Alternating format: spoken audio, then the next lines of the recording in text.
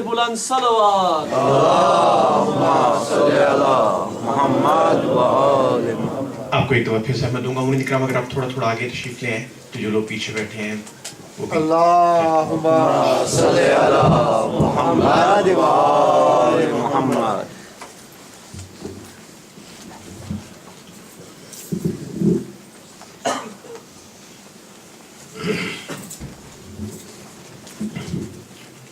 بہت بلند صلوات. اللہم صلی علی محمد و آل محمد. بارگاہ سید کائنات حضرت فاطمۃ الزہرا سلام اللہ علیہا میں خراج عقیدت پیش کرنے کے لیے بآواز بلند صلوات. اللہم صلی علی محمد و آل محمد. بسلسلہ شہادت سید کائنات مولا زمان حضرت قائم آل محمد علیہ السلام کی خدمت میں تعزیت پیش کرنے کے لیے بآواز بلند صلوات. اللہم صلی علی محمد و آل محمد. جہاں جہاں بھی عزاداران خاندان تطہیر مجالس عزاداری بی بی کائنات انجام دے رہے ہیں ان سب کی قبولیت کے لیے بآواز بلند صلوات. اللہم صلی علی محمد و آل محمد. عزاداران مظلومہ کی حفظ و سلامتی کے لیے بآواز بلند صلوات. اللہم صلی علی محمد و آل محمد. اہل ایمان اس توسل سے اپنی اپنی حاجات کی برابری چاہتے ہیں. ہر حاجت مند کی حاجت روائی، ہر صاحب مشکل کی مشکل کشائی، ہر مریض اور بیمار کی شفا یابی کے لیے بآواز بلند صلوات. اللہم صلی علی محمد و آل محمد. بہت سارے بے اولاد برادران و خواہران اپنے لیے اس توسل سے اپنی اپنی آغوش کی آبادی چاہتے ہیں اور خوش نرین اولاد کی تمنا رکھتے ہیں.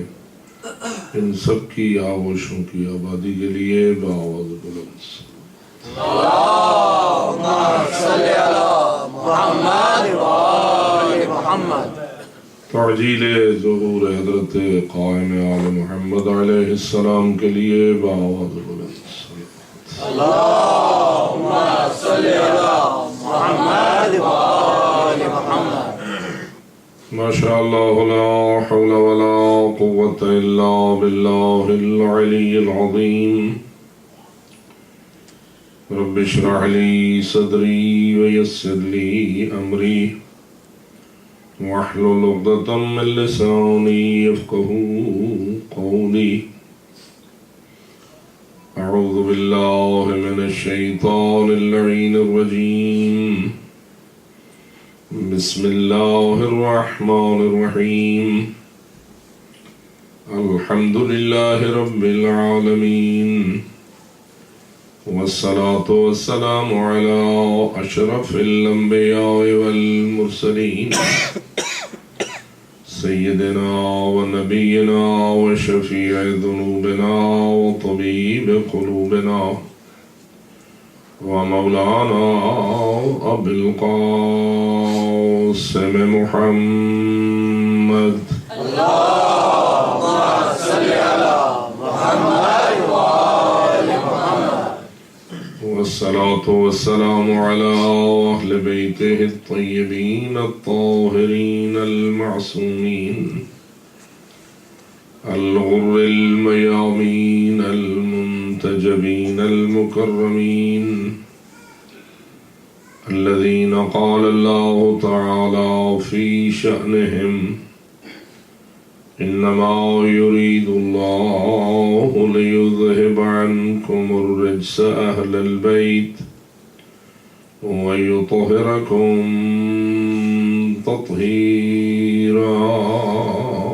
اللهم صل على محمد وآل محمد. ورحمة الله على أحبابهم وأصحابهم وشيعتهم ومواليهم أجمعين، ولعنة الله على أعدائهم ملعونين من يوم ظلمهم إلى أبد الآبدين. أما بعد فقد قال الله تبارك وتعالى في كتابه المبين وخطابه المتين: بسم الله الرحمن الرحيم.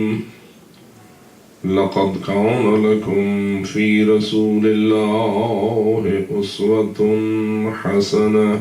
صلوات اللهم صل على محمد وآل محمد. برگاہ عادیت میں نیازمندانہ التجا ہے کہ آپ سب اہل ایمان کی عزاداری اور اس سلسلے میں قائم ہونے والی یہ مجالس اور دیگر تمام کوششیں شرف و قبولیت نصیب فرمائے. جہاں جہاں بھی محبان آل محمد اور کنیزان بی بی طاہرہ اس عزاداری کے فریضے کو انجام دے رہے ہیں، رب العزت ان سب کو اپنی حفظ و امان عطا فرمائے. دشمنان آل محمد کی سازشوں اور ان کے ظالمانہ منصوبوں سے انہیں محفوظ اور معصوم فرمائے. جو لوگ اس سلسلے عزاداری میں درجہ شہادت پہ فائز ہوئے، رب العزت انہیں شہداء کربلا کے ساتھ محشور فرمائے. جو مجروح اور زخمی کیے گئے، خالق منان انہیں شفائے کامل و عاجل سے سرفراز فرمائے. جو زندانوں میں ڈالے گئے، رب کائنات انہیں جلد از جلد رہائی سے سرفراز فرمائے. خالق منان ہمیں اس صراط مستقیم پر جینا اور مرنا نصیب کرے، اور اس سلسلے میں جو بھی قربانی اس رائے حق کو مطلوب ہو، رب العزت ہمیں اس قربانی کو پیش کرنے کا بہترین جذبہ نصیب فرمائے. ہماری یہ عزاداری بارگاہ حضرت صاحب الزمان علیہ السلام میں ان کی نظر عنایت کی حقدار قرار پائے. آپ کے ظہور میں تعجیل ہو تاکہ ہم بلا واسطہ ان کی خدمت میں یہ تعزیت عرض کر سکیں. اپنی ان دعاؤں کی قبولیت اور حاجات کی برابری کے لیے بار دیگر بآواز بلند صلوات. اللهم صل على محمد وآل محمد. برادران ایمانی، چند روز اس آیت کریمہ کے ماحول میں محدود سی گفتگو آپ کی خدمت میں عرض کرنے کی سعادت حاصل ہوئی، اور اس نقطے کو زیادہ تر روشن کرنے کی کوشش کی گئی کہ اللہ رب العزت نے جو دین حق ہماری دنیا اور آخرت کی سعادت کا ضامن بنا کر بھیجا ہے، وہ دین سہل ہے، وہ شریعت آسان ہے. اس پر عمل کرنا کوئی مشکل کام نہیں ہے، اور اس مشکل کو آسان کرنے میں ایک بہترین وسیلہ خود رسول اکرم کا اسوہ حسنہ ہے. اور یہ اسوہ حسنہ فقط ذات محمد مصطفیٰ صلی اللہ علیہ وآلہ وسلم تک محدود نہیں ہے، اللهم صل على محمد وآل محمد.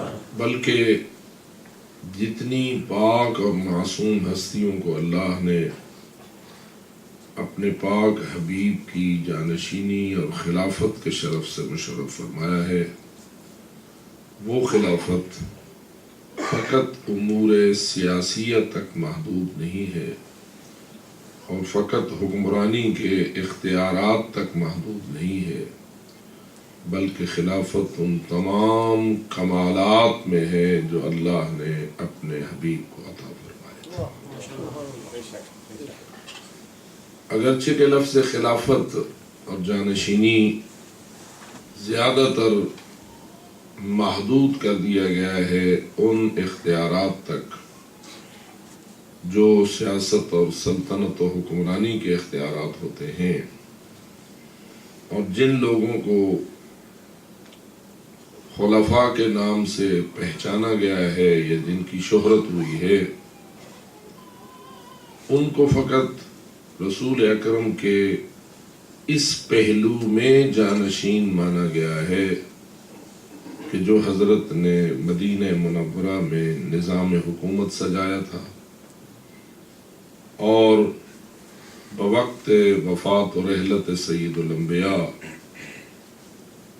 لوگوں کے ذہنوں میں جو خواہش ابھری تھی، جس خواہش کے نتیجے میں انہوں نے امیر المومنین علی ابن ابی طالب کو ایک طرف کر دیا اور خود آگے بڑھ کے خلافت پیغمبر اکرم پر قابض ہوئے، اس پر بھی اگر آپ نظر غائر سے جائزہ لیں تو فقط اختیارات حکمرانی کی حد تک تو بات نظر آتی ہے، باقی جتنے بھی لامحدود کمالات اللہ نے اپنے حبیب کو عطا فرمائے تھے ان کا کوئی ذرہ پہلو ہمیں اس خلافت میں ان کی نگاہوں میں بھی نظر نہیں آتا. مثلا ہم جب یہ کہتے ہیں کہ رسول اکرم نے فرمایا تھا انا مدینۃ العلم وعلی بابھا، میں علم کا شہر ہوں اور علی اس کا دروازہ ہے، تو کیا جن لوگوں کو رسول اکرم کی مسند کا وارث ہونے کا دعویٰ کیا گیا ہے وہ کہیں بھی کوئی علم پیغمبر کی ادنا سی وراثت کا حقدار بھی نظر آتے ہیں؟ اس کے لیے تو اتنا ہی کافی ہے کہ ایک بڑے سیاست مدار خلافت مآب نے ایک مرتبہ نہیں کئی مرتبہ یہ جملہ دہرایا کہ لولا علی لہلک فلاں، اگر علی نہ ہوتے تو فلاں.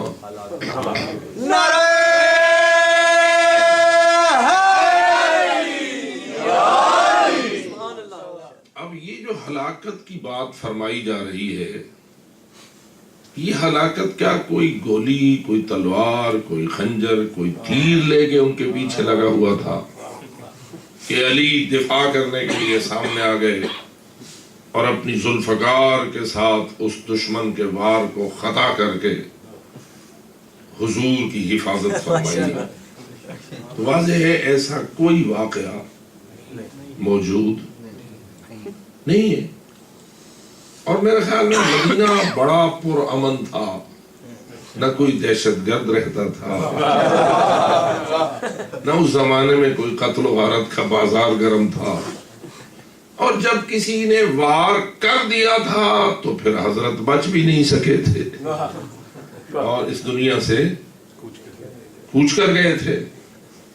تو وہ کون سی چیز ہے کہ جو ان کی ہلاکت کا موجب بنتی اگر علی نہ ہوتے؟ اگر وہ کون سی چیز ہے کہ جو علی نے انہیں ہلاکت سے بچایا؟ تو میرے دوستو، جہالت خود ایک ہلاکت.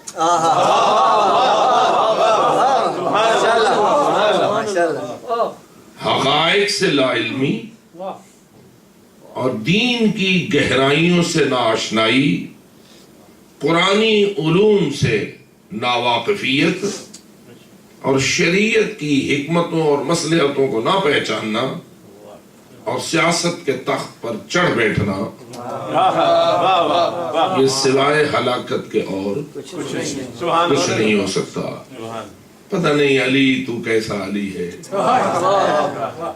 اللہ نے تجھے چونکہ بنایا ہی علی ہے. اگر میں آپ سے یہ سوال کروں کہ علی کا نام کس نے علی رکھا؟ آواز بلند سلوات.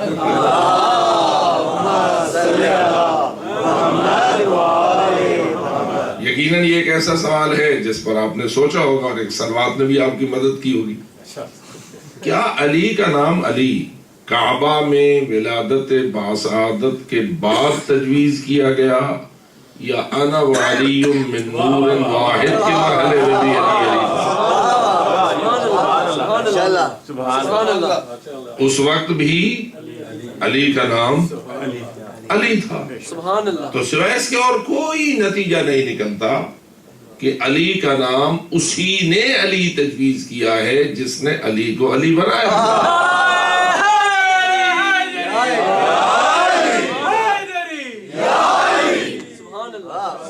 ذرا اس پہلو پہ بھی تھوڑی سی توجہ فرمائیے. نام تو ہم بھی اپنی اولاد کے تجویز کرتے ہیں. جب بھی کسی خانوادے میں کوئی فرزند متولد ہوتا ہے تو اس خاندان کے بزرگان نام تجویز کرنے والے فریضے کو انجام دیتے ہیں. لیکن جب بھی کوئی نام تجویز کرتا ہے ایک اچھا سا نام ڈھونڈتا ہے اور اس امید پر اس بچے کا وہ نام رکھا جاتا ہے کہ انشاءاللہ یہ بچہ اسم با مسمہ بنے گا.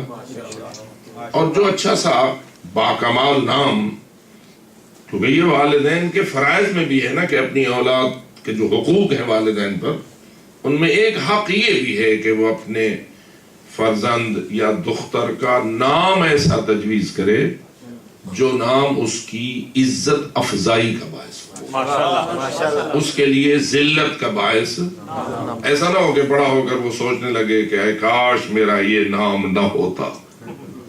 یہی وجہ ہے کہ ہمیں معصومین کی طرف سے ہدایت ہے کہ تمہیں چاہیے کہ تم اپنی اولاد کے نام محمد و آل محمد کے ناموں پر تجویز کرو.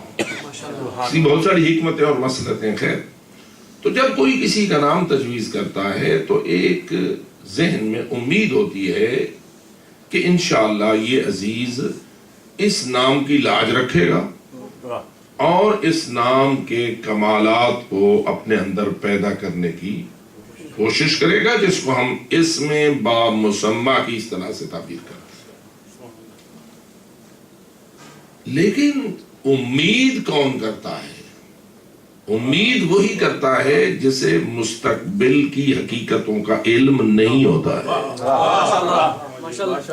جسے مستقبل کا کوئی پتہ نہیں ہوتا کہ یہ بچہ کیا بننے والا ہے، کیا کرے گا، کیسا ہوگا.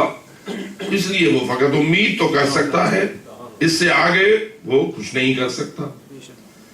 لیکن فرمائیے کہ وہ خالق لم یزل و لا یزال جو قادر مطلق ہے اور جو علیم بکل شے ہے، جس کے لیے مستقبل مثل ماضی ہے،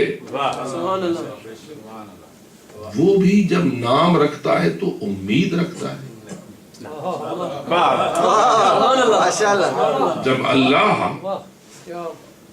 کسی کا نام تجویز کرے گا تو اس امید پر تجویز کرے گا کہ یہ بچہ ویسا بنے گا جیسا میں نام رکھ رہا ہوں.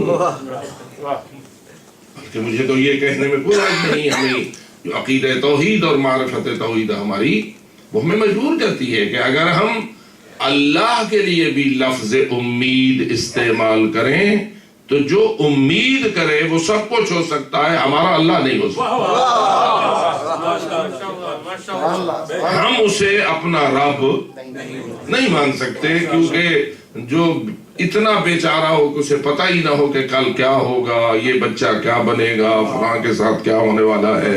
اس لیے تو میں نے یہ لفظ بولا کہ کیا اللہ کے لیے بھی ماضی، حال اور مستقبل کچھ فرق کرتے ہیں اس کے علم کے لحاظ سے؟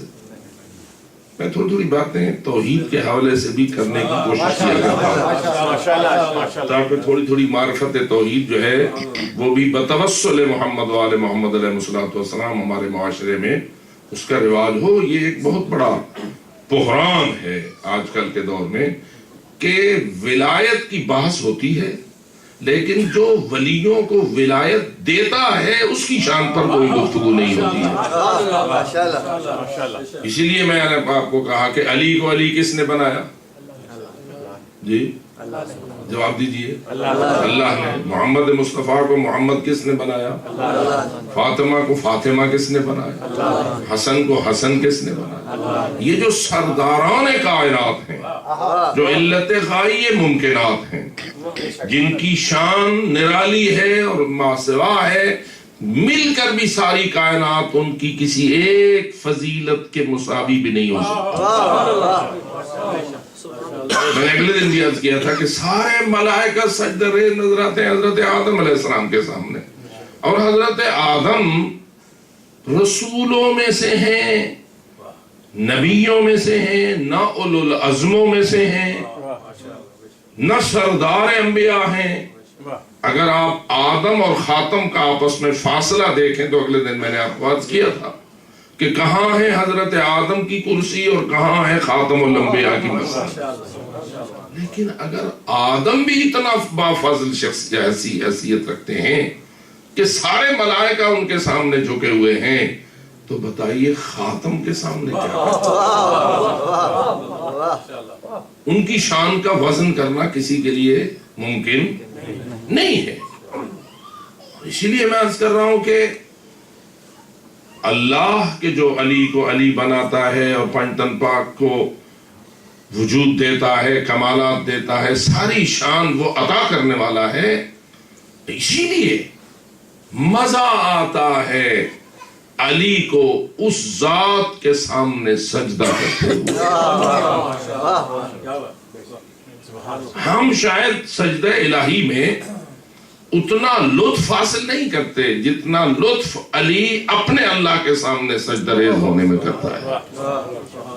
یاد ہے آپ کو؟ میں چھوٹا سا مثال دے دیتا ہوں کہ رسول اکرم نے امیر المومنین کو فرمایا تھا، اے علی میرے بستر پر سو جاؤ، شب ہجرت میرے بستر پر سو جاؤ. اب علی حیدر کرار اگر چاہتے تو یہ پوچھتے کہ یا رسول اللہ، ان ننگی تلواروں کے سائے میں آپ کے بستر پر سو جاؤں. آپ اپنی زبان وحی سے اتنی بات تو کہہ دینا کہ مجھے ہوگا کچھ نہیں.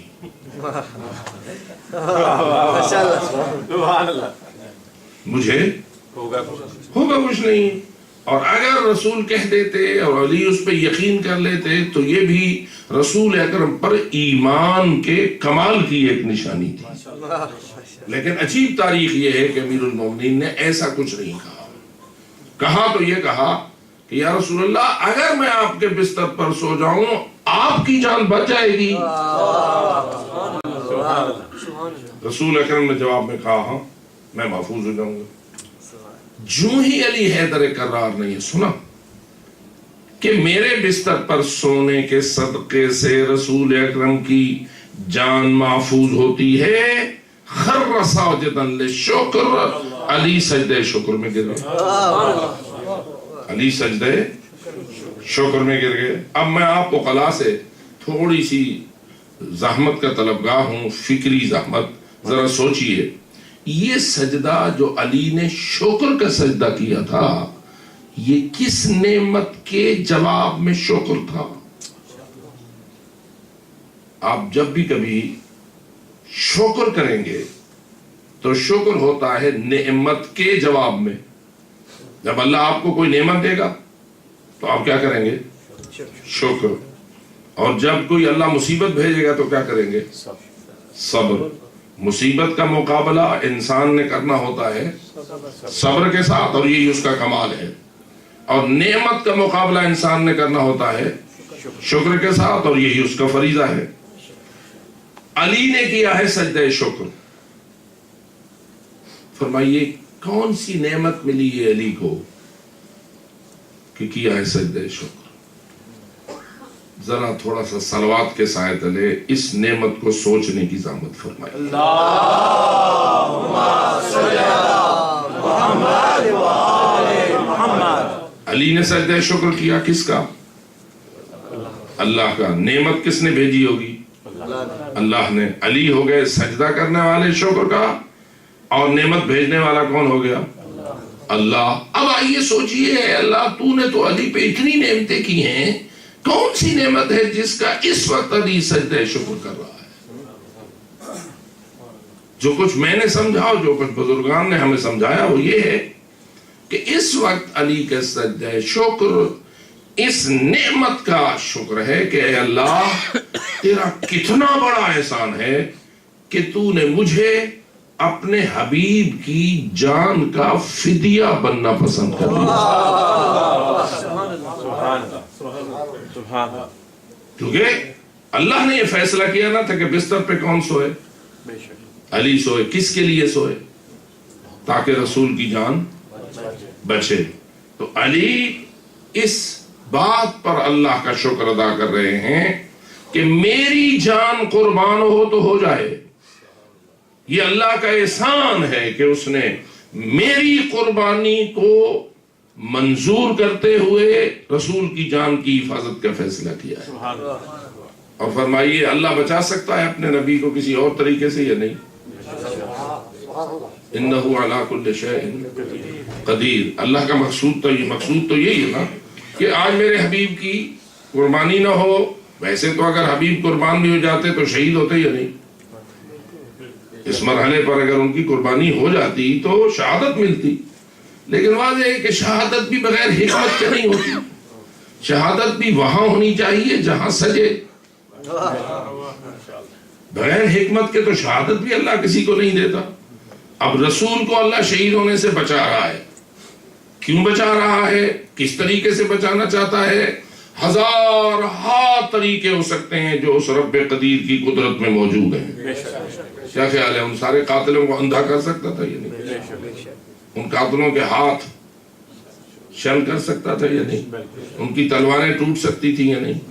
خود ملک الموت ان کے اوپر مسلط کر سکتا تھا یا نہیں؟ ساری باتیں اللہ کے اختیار میں. کون سی بات ہے جو اس خالق لم یزل کے اختیار میں نہیں ہے؟ لیکن اللہ کا نظام دیکھیے. بچانا چاہتا ہے اپنے حبیب کو، کسی اور طریقے کو استعمال نہیں کرتا. پسند کرتا ہے تو اسی طریقے کو علی بستر پہ سوئے. کیوں؟ تو اس کا ایک جواب یہ ہے کہ اس لیے پسند کر رہا ہے کہ چونکہ میرے نبی پہ جب بھی کبھی وقت آیا ہے تو نبی کی جان بچانے کے لیے سوچا تھا علی کے باپ ابو طالب نے ایک طریقہ،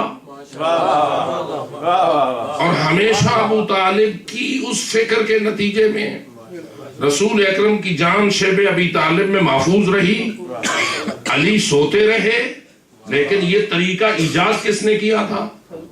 حضرت ابو طالب. حضرت ابو طالب کوئی وحی والی شخصیت نہیں تھے، نبی نہیں تھے کہ ان کو پر اللہ نے اس طریقے کو وحی کیا ہو. معلوم ہوتا ہے انہوں نے اپنی خداداد صلاحیتی فکری کے ساتھ سوچا تھا کہ میں اپنے نبی کو کیسے بچاؤں. تو انہوں نے اس کی جگہ علی کو بستر پر سونے کا سسٹم ایجاد کیا.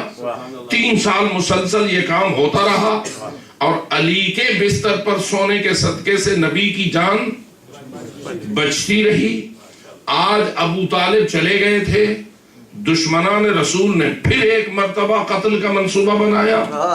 اللہ بچانا چاہتا تھا، ہزارہا طریقوں سے بچا سکتا تھا، لیکن جس بھی طریقے کو اختیار کرتا نبی تو بچ جاتا، لیکن ابو طالب کی فکر کی تائید نہ ہوتی.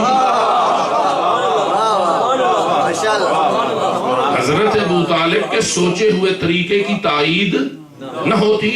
اللہ چاہتا تھا کہ میں اپنی وحی کے ذریعہ تائید کر دوں ابو طالب کی سوچ کی، تاکہ رہتی دنیا تک دنیا کو سمجھ آئے کہ ابو طالب تو وہ ہے جس کی فکر کی تائید اللہ کی وحی کرتی ہے. تو سوچتا کیا ہے ابو طالب کے بارے میں؟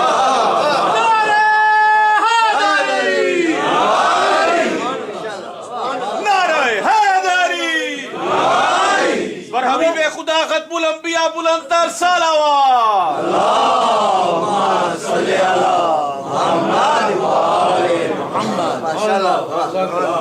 علی نے سجدہ شکر کیا.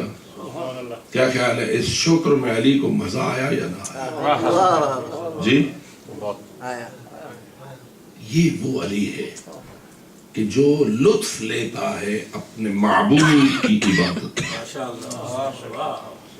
اور علی والوں کو بھی چاہیے کہ وہ اس راستے کے مسافر بنے، عبادت کو بوجھ نہ سمجھیں، عبادت کو اللہ کی نعمت سمجھیں۔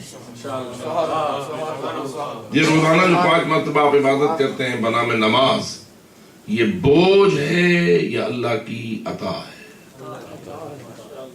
تھوڑا سا اپنے ذہن کو ساتھ ساتھ شامل کیجئے۔ جو نماز کو نعمت خدا سمجھتا ہے وہ بآواز بلند صلوات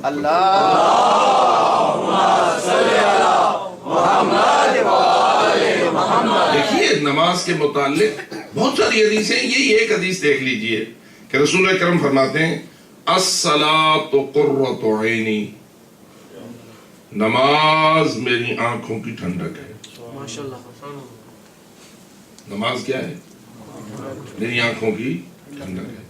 الصلاۃ معراج المؤمن، نماز مومن کا معراج ہے۔ اب بتائیے معراج مصیبت ہوتی ہے یا نعمت ہوتی ہے؟ جو چیز معراج کا باعث ہو وہ انسان کے لیے رحمت اور نعمت خدا ہوتی ہے یا مصیبت اور عذاب الہی ہوتا ہے؟ تو بہت سارے لوگ ہیں جن بیچاروں کی پرورش اور تربیت ہی ایسی ہوئی ہے کہ نماز کی نفرت یا نماز کا بوجھ ان کے ذہن میں راسخ کر دیا گیا ہے، اور نتیجہ یہ ہے کہ اس کو نکالنے کے لیے مجلس حسین کو محنت کرنا پڑتا ہے، اور لوگوں کو یہ سمجھانا پڑتا ہے کہ عزیزان من، جس طرح ماتم سے محبت کرتے ہو ایسے ہی نماز سے بھی محبت کرو۔ شیعان آل محمد میں عزاداری اور ماتم سے محبت ہے یا نہیں؟ کیا اتنا ہی محبت نماز سے بھی ہونی چاہیے یا نہیں؟ جی تھوڑی ہونی چاہیے، زیادہ ہونی چاہیے، کیوں ہونا چاہیے؟ یہ بڑا مسئلہ ہے، تربیت کا فقدان ہے، سوچوں کا فرق ہے۔ اگر آپ عزاداری سے محبت پر آپ کی تربیت ہوئی ہے تو آپ کے دل میں عزاداری کی محبت راسخ ہو گئی ہے۔ اگر اللہ کی اس عبادت کی بھی تربیت محبت پر ہوتی تو آج ہمارے لیے نماز کوئی بوجھ نہ بنتی۔ یہ معمولی بات تو نہیں ہے کہ الصلاۃ معراج المؤمن، نماز مومن کے لیے باعث معراج ہے۔ اب اگر کوئی معراج کرنا چاہتا ہے تو کیا کرے؟ کیا کرے؟ رسول کے فرمان کے مطابق کیا کرے؟ نماز کو چھوڑ کے بھاگ جائے، معراج ہو جائے۔ اس لیے میرے دوستو یہ چیزیں ہیں جن کی طرف ہماری توجہ کی ضرورت ہے۔ اگر آپ قبول فرما رہے ہیں تو بآواز بلند صلوات پڑھیں۔ اللہم صلی علی محمد وآل محمد۔ تو بات یہ چل رہی تھی کہ اللہ نے علی کا نام جب علی رکھا تو فقط امید تھی یا اللہ کے علم میں تھا کہ جس کا نام میں علی رکھ رہا ہوں اس نے علی ہی ہونا ہے، بلکہ اس نے اسے علی بنایا ہے، کیونکہ علی بنانے والا بھی تو وہی ہے۔ تو اس نے یہ نام اس لیے تجویز کیا تھا کہ اس کو تو میں علی بنا رہا ہوں، اور یہ کب تک علی رہے گا؟ فرمائیے علی فقط چند دنوں کے لیے علی ہیں، وفات تک اور شہادت تک علی ہیں، یا ہمیشہ کے لیے علی؟ آپ کا پروگرام جنت جانے کا ہے، وہاں کس کی سرداری ہوگی؟ کس کی سرداری ہوگی؟ الحسن والحسین سیدہ شباب اہل الجنہ و ابوہما خیر منہما۔ رسول اکرم سب کے سردار ہیں، وہ سرداریاں تقسیم فرما رہے ہیں۔ پوری کائنات کے سردار ہیں، جو بولتے ہیں اللہ کی طرف سے بولتے ہیں، یعنی اللہ نے دراصل اس تقسیم کا فارمولہ دیا ہے رسول کو، اور رسول اب سردار کل ہونے کی حیثیت سے اگلے سرداروں کا تعارف کروا رہے ہیں۔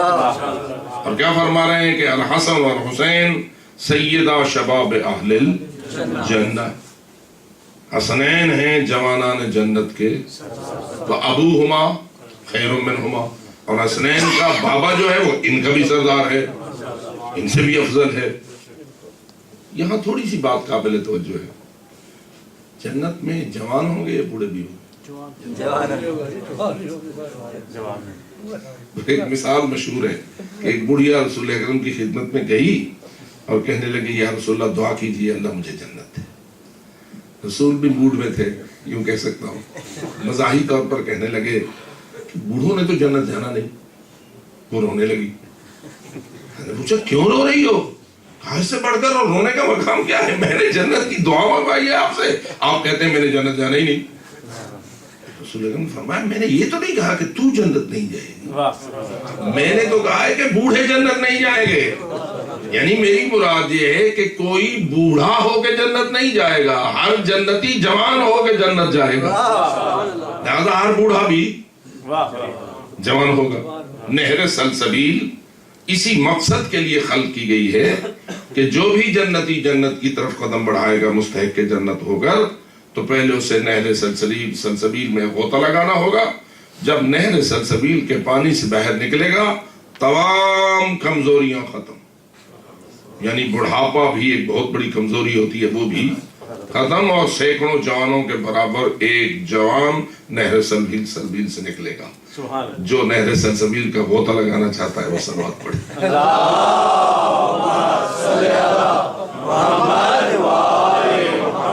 اب میرا سوال یہ ہے کہ جنت میں فقط عوام ہوں گے یا خواص بھی ہوں گے؟ جی جنت خواص کے لیے بھی ہے یا نہیں؟ ان خواص میں انبیاء خواص میں ہیں یا نہیں؟ رسول خواص میں ہیں یا نہیں؟ آدم علیہ السلام سے لے کر حضرت عیسیٰ ابن مریم تک سارے انبیاء جنتی ہیں یا نہیں؟ یا فقط ان کے امتی میں سے جنت جائیں گے لوگ؟ سارے نبیوں نے جنت جانا ہے. جب نبیوں نے جنت جانا ہے تو بوڑھا ہو کر یا جوان ہو کر؟ حضرت نوح بوڑھے ہو گئے تھے, حضرت ابراہیم اس دنیا میں بوڑھے ہو گئے تھے. بہت سارے انبیاء کے متعلق قرآن اور تاریخ آگاہی دے رہی ہے کہ لمبی عمریں پائیں. حضرت نوح کی تو پتہ نہیں 2500 سال کا تذکرہ بھی آتا ہے, اور حضرت ابراہیم کا دوبارہ قرآن نے وضاحت کے ساتھ کہا ہے کہ جب بیٹا دینے کا فیصلہ اللہ نے کیا اور فرشتوں کو بھیجا تو کہا کہ تمہیں بیٹا ہونے والا ہے. تو حضرت سارہ یا حضرت حاجرہ جو پس پردہ یہ سن رہی تھی روایت اصل حضرت سارہ کی ہے, وہ پریشان ہو کے کہنے لگیں اچھا مجھے بیٹا ہوگا اس بوڑھے کا؟ قرآن کے الفاظ ہیں ہاذا بعلی شیخا, یہ میرے شوہر نامدار صاحب تو ہو گئے ہیں شیخ, یعنی یہ بوڑھے ہو چکے ہوئے ہیں, میں بھی اس عمر سے گزر گئی ہوں جس میں کوئی خاتون ماں بنتی ہے, ہمیں بیٹا ہوگا. تو اس وقت ملائکہ نے کہا تھا اتعجبین من امر اللہ, کیا تو اللہ کے حکم سے تعجب کر رہی ہو؟ کیا تیرا اللہ قادر نہیں ہے کہ بوڑھوں کو؟ تو حضرت ابراہیم بوڑھے ہوئے, جنت میں ہوں گے یا نہیں؟ جی جوان ہوں گے یا بوڑھے؟ جوان. اب میں پوچھتا ہوں یہ سارے جو جوان ہوں گے, حسنین کتنے جوانوں کے سردار ہوں؟ سبحان کیونکہ لوگ سمجھتے ہیں الحسن والحسین سیدہ شباب اہل جنہ, امت کے جتنے جنتی ہوں گے, امتوں میں جتنے جنتی ہوں گے ان کے سردار حسنین ہوں گے. بابا نہیں, رسول کی سوچ کو پڑھ, سید الانبیاء کی فکر کا جائزہ لے. رسول بول رہے ہیں, تو اور میں نہیں بول رہے. اور رسول اکرم کیا نہیں جانتے کہ جنت میں کون کون جوان ہوگا؟ کیا رسول کے علم میں نہیں کہ میرے سارے نبی جنت میں ہوں گے اور جوان ہوں گے, سارے رسول جنت میں ہوں گے اور جوان ہوں گے, سارے ولی جنت میں ہوں گے اور جوان ہوں گے, اور حسنین کی سرداری تو ہر جوان پر ہوگی. یعنی کیا یہ حدیث ہمیں بتا رہی ہے یہ نہیں کہ جنت میں جو جوانوں کا ایک مقام ہے وہ جوانوں کی نگری ہے, وہ بوڑھوں کی نگری ہے ہی نہیں, جوانوں کی نگری ہے, اور ایک ایسی نگری ہے جہاں جوانی نے پھر نہیں ڈھلنا. جو ہمیشہ کی جوانی چاہتا ہے وہ صلوات پڑھے. اللہم صلی علی محمد و آل محمد. ہمارا جنت کا تعارف بھی تھوڑا سا کمزور ہے, توجہ ہماری نہیں ہے. اور جوانی کا نام ہے جنت. اور کتنے عرصے کی جوانی؟ ہمیشہ کی جوانی. جب انسان اتنا لمبا عرصہ رہے تو پھر ڈھلنا چاہیے یا نہیں؟ ایک مرتبہ آتی ہے جوانی، پھر تو نہیں آتی. آپ جن دیار میں رہتے ہیں یہاں بیچارے کہتے ہیں ایک مرتبہ جوانی آئی ہے، چوس لو، اس کا مزہ لے لو، اس کی بینیفٹس حاصل کر لو، پھر تو دوبارہ ملنی نہیں ہے. یہی ہے نا ان کا سارا نظام، ان کی ساری سوچ، ان کی ساری فکر، ان کا سارا سسٹم اس نظریے پہ کھڑا ہوا ہے کہ زندگی ایک مرتبہ ملی ہے، اس میں جوانی بھی ایک مرتبہ ملے گی چند سالوں کے لیے، لہذا اس میں کوئی سستی نہ کرو، جتنا بھی اس کا مزہ لے سکتے ہو لے لو. لیکن اسلام کہتا ہے یہ کچھ بھی نہیں ہے، اصل جوانی تو تیری وہاں کھڑی ہوئی ہے. یہ جوانی چند سال کے بعد ڈھل جاتی ہے، اس نے کبھی نہیں ڈھلنا. اور اگر تو چاہتا ہے کہ تو ہمیشہ کی جوانی کا حقدار بن جائے تو بن جا رعایا حسنین کی. کس کی رعایا بن جا؟ حسنین کی. اور مجھے یہ کہنے میں کوئی حرج نہیں، حسنین پہ سرداری ہے زہرا کی. حسنین کی سردار کون ہے؟ فاطمہ الزہرا سلام اللہ علیہ.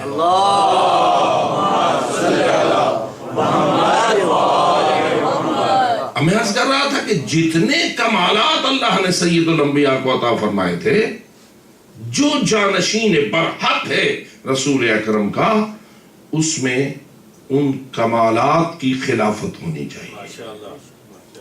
ہر کمال کا وہ جانشین ہونا چاہیے. میں پھر بھی وضاحت کروں گا کہ نبوت اور رسالت اصل میں ڈیوٹی ہے، ایک منصب ہے جس سے کچھ ذمہ داریوں کو ادا کرنا ہوتا ہے. لیاقت اور صلاحیت اور ہوتی ہے، منصب اور عہدے کی ڈیوٹی اور ہوتی ہے. اس لیے اللہ نے جو لیاقت اور صلاحیت ہے وہ تو دے دی ہے علی حیدر کرار کو بھی اور ایم ہدا کو بھی، لیکن چونکہ نبوت کا دروازہ بند کر دیا ہے اس لیے وہ نبوت میں جانشین نہیں ہے، رسالت میں جانشین نہیں ہے، لیکن ہر کمال جو اللہ نے رسول کو دیا ہے اس کا جانشین علی کو بنایا. اور علی کے بعد پھر حضرت زہرا سلام اللہ علیہا ان تمام کمالات کی مالک ہے. اس اوقات یہ کہا جاتا ہے کہ بی بی طاہرہ اسوہ حسنہ ہے فقط عورتوں کے لیے. ایک صلوات پڑھتے اللہم صلی علی محمد و آل محمد. میں پوچھتا ہوں کیا بی بی طاہرہ انسان ہے یا نہیں؟ جی عورت بھی انسان ہوتی ہے اور مرد بھی انسان ہوتا ہے. انسانی حوالے سے مشترکات ہمارے زیادہ ہیں یا امتیازات زنانہ و مردانہ زیادہ ہیں؟ بحیثیت انسان کے عورت اور مرد کے درمیان جو مشترک چیزیں ہیں وہ زیادہ ہیں یا جو آپس میں اختلاف ہے جن چیزوں کا وہ زیادہ ہے؟ مثلا عورت بھی صابرہ ہونی چاہیے یا نہیں؟ مرد صابر ہونا چاہیے. یہ صبر ایک کمال ہے جو ہر انسان میں پایا جانا چاہیے، مرد ہو یا علم، طہارت، صداقت، امانت، سخاوت، حیا، وفا، یہ جتنے بھی کمالات ہیں جن کو آپ مکارم الاخلاق سے تعبیر کرتے ہیں، اور رسول اکرم فرماتے ہیں انما بعثت لاتمم مکارم الاخلاق، مجھے مبعوث برسالت ہی اس مقصد کے لیے کیا گیا ہے کہ میں جو خصائل ہیں، جو حسنات ہیں، جو مکارم الاخلاق ہیں، ان کو آ کر درجہ کمال تک. سبحان اللہ. یہ جتنے اخلاقی کمالات ہوتے ہیں یہ فقط مردوں میں ہوتے ہیں یا فقط عورتوں میں ہوتے ہیں یا دونوں میں ہوتے ہیں؟ دونوں میں ہوتے ہیں. نسوانیت اور ذکوریت و انوثیت یہ ایک مختص چند صفات ہیں کہ جو عورت کو عورت بناتے ہیں، جو مرد کو مرد بناتے ہیں، اور وہ ایک دوسرے کی ضرورت ہوتے ہیں. باقی ساری چیزوں میں دونوں ایک دوسرے کے ساتھ مشترک ہیں. اس لیے جب اسوہ حسنہ کی بات آتی ہے تو فقط یہ نہیں کہا جا سکتا کہ بی بی طاہرہ فقط عورتوں کے لیے اسوہ حسنہ ہے. نہیں، بی بی طاہرہ مردوں کے لیے بھی اسوہ حسنہ ہے ان امور میں کہ جو انسانی حوالے سے پہچانے جاتے ہیں، اور عورتوں کے لیے بھی اسوہ حسنہ ہے. جیسا کہ مولا علی، جیسا کہ ام ہدا خواتین کے لیے اسوہ حسنہ ہے یا نہیں؟ یہ جو آیت ہے لقد کان لکم فی رسول اللہ اسوۃ حسنہ، تم سب کے لیے رسول میں اسوہ حسنہ موجود ہے. یہ تم سب سے مراد فقط مرد ہیں، عورتیں بھی ہیں؟ جی عورتوں کے لیے بھی رسول اسوہ حسنہ ہے یا نہیں؟ رسول ایک مرد تھے یا نہیں؟ مرد ہونے کے باوجود عورتوں کے لیے وہ اسوہ حسنہ ہے. تو جیسے رسول اکرم مرد ہونے کے باوجود ان تمام معاملات میں جن کا تعلق انسانیت سے ہے رسول اسوہ حسنہ ہے، ایسے ہی حضرت زہرا سلام اللہ علیہا مردوں کے لیے بھی اسوہ حسنہ ہے ان امور میں جن کا تعلق انسانیت کے ساتھ. البتہ ذکوریت و انیثیت، مذکر و مؤنث کا جو فرق ہے، اس فرق کے حوالے سے بھی عورتوں کے لیے بھی اسوہ حسنہ ہے بحیثیت ایک خاتون ہونے کے اور بحیثیت ایک انسان ہونے کے. تمام انسانوں کے لیے اسوہ حسنہ ہے. اور یہی وجہ ہے کہ آئیے ذرا قرآن مجید کو دیکھیے. قرآن نے نمونہ کفر بھی بیان کرنا پسند کیا ہے اور نمونہ ایمان بھی پسند کیا ہے بیان کرنا. ضرب اللہ مثلا للذین کفروا امرأة نوح وامرأة لوط كانتا تحت عبدین من عبادنا فخانتاہما. اللہ فرماتا ہے اگر کفر کی کوئی مثال دیکھنا چاہتے ہو، کفر کا کوئی نمونہ دیکھنا چاہتے ہو، تو میں تمہیں بتائے دیتا ہوں. دو عورتیں ہیں جن کا نام لے کے اللہ کہتا ہے یہ میری نگاہ میں کفر کا نمونہ ہے، اور دونوں نبی کی بیویاں ہیں. کیا ڈھونڈ کے لایا ہے، کیا خیال ہے؟ اور دنیا میں اور کوئی کافر موجود نہیں تھے، ہزاروں لاکھوں اربوں کافر گزر گئے، لیکن اللہ کہتا ہے اگر ضرب المثل اور مثال ایک نمونے کے طور پر دیکھنا چاہتے ہو تو ایک وہ خاتون ہے کہ جو حضرت نوح کی زوجیت سے، اور ایک وہ خاتون ہے جو حضرت لوط کی زوجہ بنی. دونوں کتنی قریب رہیں اللہ کے نبیوں اور رسولوں کے.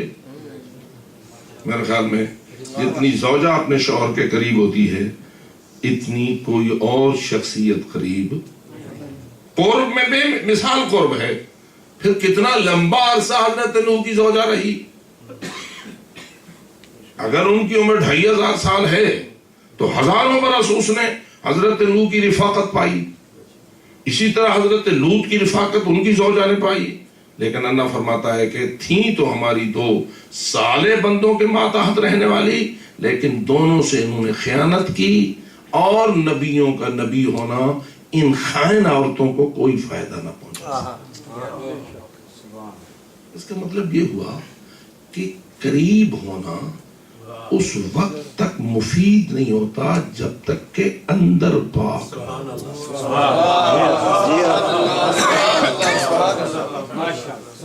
کسی کے قریب رہنا، کسی کی صحبت میں رہنا، کسی کے ساتھ یاری لگانا، کسی کے ساتھ فرینڈشپ کا قائم ہو جانا، کسی کے ساتھ زندگی کا ایک لمبا وقت گزارنا، اس سے اس وقت تک رنگ میں تبدیلی نہیں آتی اور کردار میں فرق نہیں پڑتا جب تک کہ ساتھ رہنے والوں کی نیت میں کچھ سیکھنے کا جذبہ موجود نہ ہو. نیت ٹھیک ہو تو معاملہ اور ہے، نیت خراب ہو تو کہتے ہیں کہ اگر کوئی نجس العین سمندر میں چلا جائے تو کتنے سال بعد پاک ہو جائے گا. جی یہ ماشاءاللہ علاقہ ہی آپ کا، تو یہاں ڈاگز جو ہیں وہ تو بڑی قیمت رکھتے ہیں نا، لیکن آپ بتائیے اسلامی نقطہ نگاہ سے کسی سمندر میں، کسی دریا میں روزانہ بلکہ 24 گھنٹے کوئی یہ نجس العین جانور نہائے اور دھوئے اور شیمپو سے اس کو کیا کیا کیا جائے تو کیا خیال ہے وہ پاک ہو جائے گا؟ کیوں؟ اس لیے کہ پاکیزگی ایک شرائط ہے، وہ یہاں سے نہیں ہوتی. اسی طرح اگر کوئی اپنی نجاست کفر و شرک و فسق سے پاک ہونا چاہتا ہے تو فقط کسی نبی کے گھر میں بیٹھ جانا یا اس کے چند عرصہ اس کے قریب رہنے سے فائدہ نہیں ہوتا. پہلے نیت کو صاف رکھ، پھر اس کے بعد تاثیر بھی ہوگی اور سارے معاملات ہوں گے. اسی لیے اللہ نے مثال دے دی کہ نوح کی بیوی بھی نمونہ کفر. اور لوط کی بیوی بھی. چلو ہم نمونہ کفر کی بات نہیں کرتے, ہم نمونہ ایمان کی بات کرتے ہیں. جس کو ایمان میں ترقی چاہیے وہ بآواز بلند صلوات پڑھے.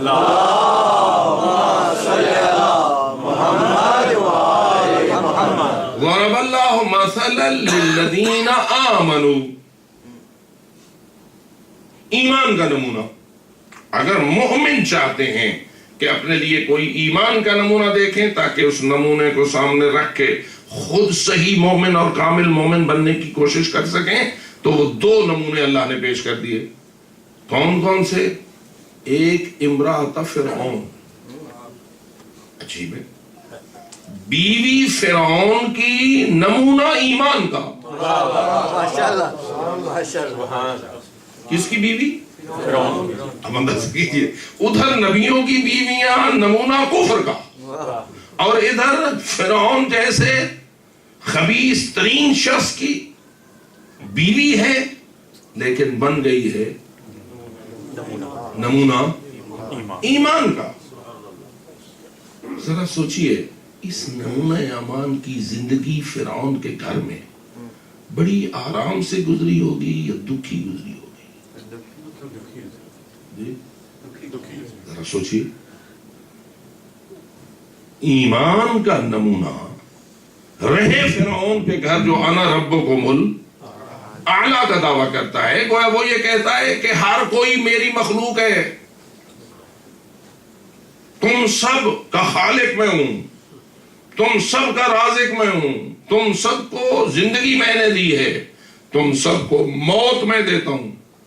یہ لفظ رب جو ہوتا ہے نا, اس سے بھی دھوکہ نہ کھایا کیجیے. ماشاءاللہ بہت سارے لوگ ہیں جو لفظ رب کو نہیں سمجھ پاتے. اور یاد رکھیے, انبیاء کی جنگ گمراہ لوگوں کے ساتھ گزشتہ تمام زمانوں میں اگر رہی ہے تو مسئلہ رب میں رہی ہے. واہ واہ سبحان اللہ. جتنے گمراہ ہوتے تھے وہ اپنے من گھڑت رب بنا لیتے تھے. انبیاء آ کر مقابلہ کرتے تھے ان کا اور کہتے تھے سوائے اس وحدہ لا شریک اللہ کے اور نہ کوئی رب ہے اور نہ ہو سکتا. سبحان اللہ سبحان اللہ ماشاءاللہ. ذرا تھوڑی سی وضاحت. نمرود کے زمانے میں حضرت ابراہیم ہیں اللہ کے مبلغ, دین کے مروج, توحید کے مروج. بڑا عجیب مزہ ہوگا اس وقت جب 16 سال کا ایک بچہ ایک موحد ہے, توحید کا پرچم اٹھائے, پورے بابل میں جہاں نمرود کو بھی رب مانا جاتا ہے اور بتوں کو بھی رب مانا جاتا ہے, اور ابراہیم اکیلے اللہ وحدہ لا شریک کی ترویج کر رہے ہیں. سبحان اللہ سبحان. ہمیں ان دیار میں ایسے پیغمبروں کی سیرت کو زیادہ سامنے رکھنا چاہیے ماشاءاللہ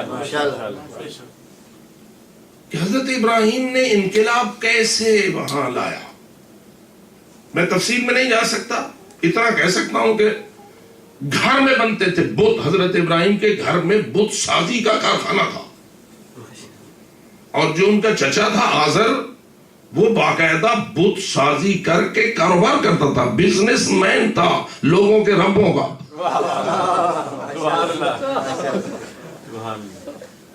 اور حضرت ابراہیم چونکہ اس کے گھر میں پلتے تھے اس لیے ان کی بھی ڈیوٹی لگاتا تھا, جا بھی تو بھی میرے بزنس میں شریک ہو جا, کچھ تو بھی بیچا. اب ابراہیم ہے, بیچنے پڑتے ہیں لوگوں کے رب جبکہ وہ خود نہیں مانتا. تو کیا کرتا ہے, ایک ٹوکرا اٹھا لیتا ہے اور جا کے بازار میں کہتا ہے کوئی ایسی چیز خریدنے والا نہ جس کا کوئی فائدہ ہے نہ جس کا کوئی نقصان ہے. گاہک تو بڑے پیدا ہوتے ہیں.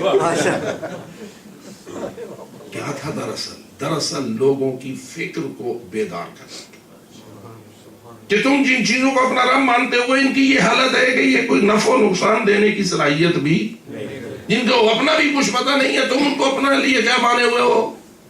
کچھ عرصے تک تو یہ کام کرتے رہے, بالآخر اقدام کیا انقلابی, لے کے کلہاڑا بت خانے میں داخل ہوئے, سارے ربوں کو قتل کر کے بڑے رب کے کندھے پہ کلاڑا رکھ دیا. کیا خیال ہے؟ رب بھی مقتول ہے؟ جی ذرا آپ اپنی معرفت کے حوالے سے بتائیے، کیا رب بھی قتل ہوتا ہے؟ جی چلو رب شہید ہوتا ہوگا. اور جو شہید ہو کیا وہ رب ہوگا؟ سبحان اللہ. جس کی شہادت کو تم تسلیم کرو، یا شہید مانو تو رب نہ مانو، رب مانو تو شہید نہ مانو.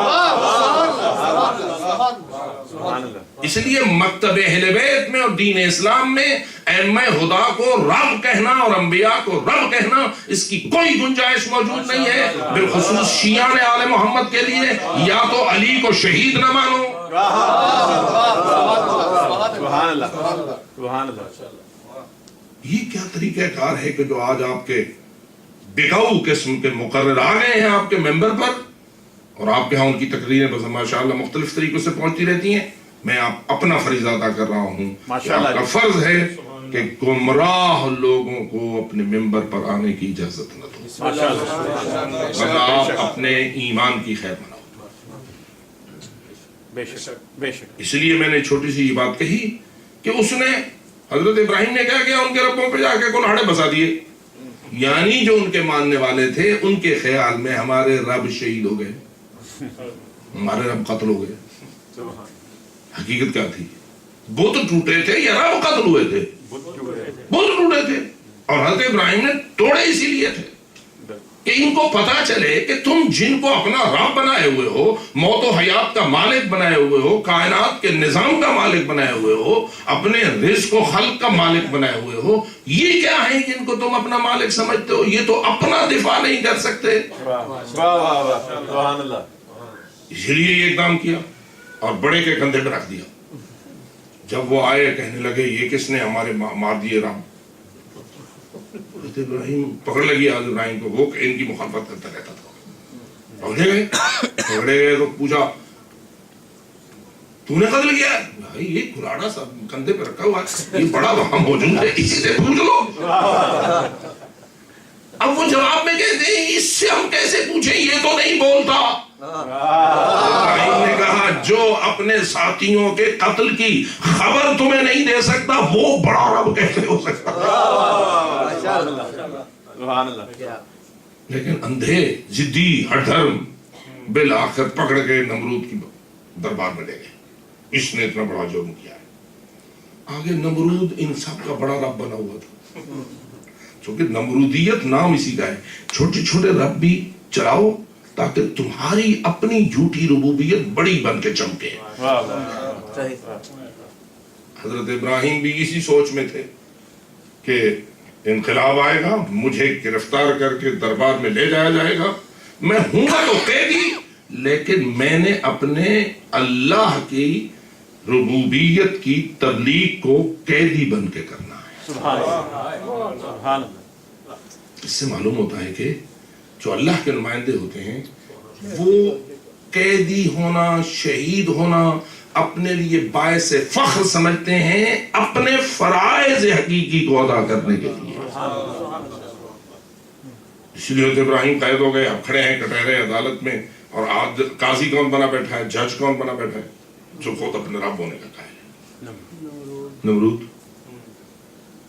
اب بات چلی قرآن مجید سورہ البقرہ میں جہاں آیت الکرسی ختم ہو رہی ہے، آگے یہ واقعہ شروع ہو رہا ہے. اس نے اگر دیکھنا ہو آیت الکرسی عام طور پر آپ پڑھتے ہیں، ہم فیہا خالدون سے آگے یہ واقعہ شروع ہو کہ اس نے حضرت ابراہیم کو کہا تو نے ایسا کیوں کیا، یعنی ربوں کو قتل کر دیا. حضرت ابراہیم کہتے ہیں کہ نہیں، میں تو ان کو رب نہیں مانتا. تو کس کو رب مانتا ہے؟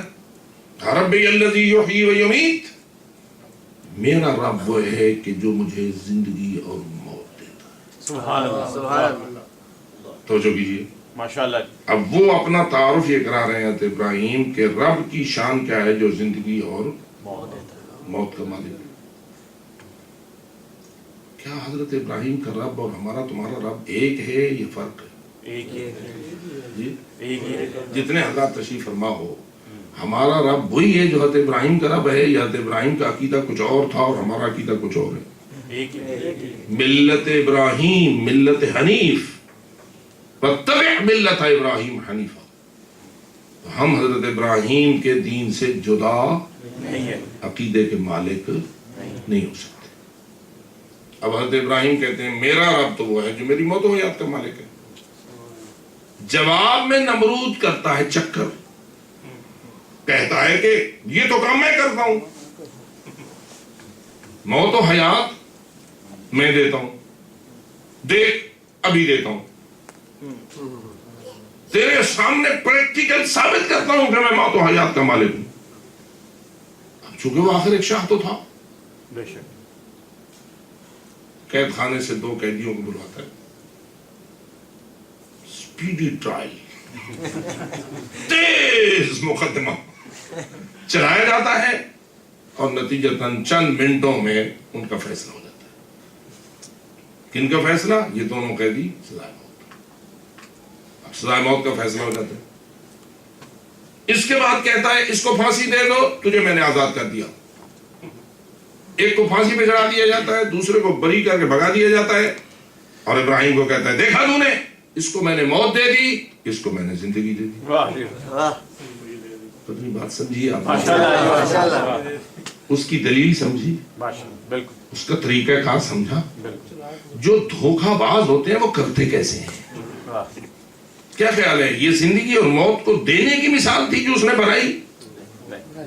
لیکن معلوم ہوتا ہے کہ زمانہ اتنا اندھا ہو چکا تھا اور دربار میں اکٹھے ہونے والے سارے نمرود کو رب ماننے والے اس قسم کے اندھے عقل کے مالک ہو چکے تھے کہ میں کہہ سکتا ہوں کہ جب نمرود نے یہ چکر چلایا تو انہیں تالیاں بجائیں، واہ واہ ہمارا رب زندہ باد۔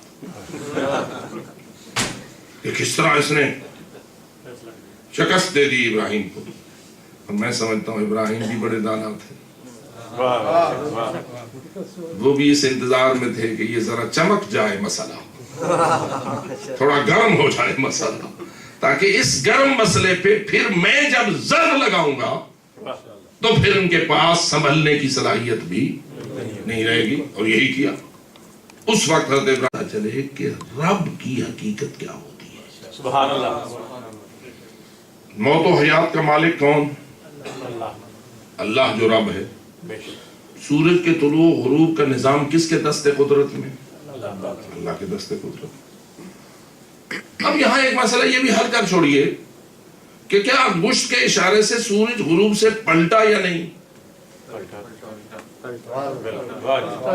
جو مانتا ہے بابا سے بلند سلامت۔